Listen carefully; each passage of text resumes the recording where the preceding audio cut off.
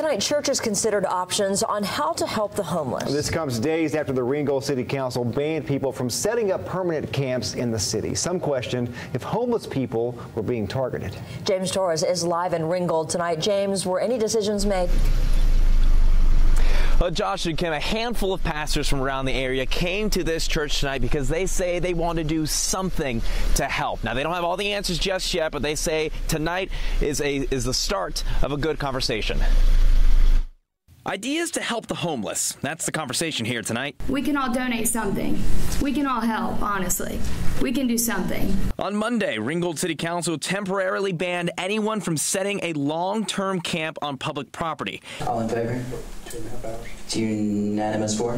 This comes after residents found out the homeless people living under the Highway 41 bridge were registered sex offenders. We had prayer right here in our worship service that we make the right decisions. Whether we've made the right ones or not, I really don't know. We've made the ones that we felt we needed to make and had to make.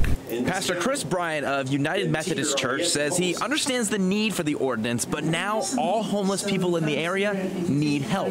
These are human beings, and if they want to receive help, if they're ready to receive help, we need to be at least in the position to do what we can. It was rumored the Georgia Department of Community Supervision put those sex offenders under the bridge.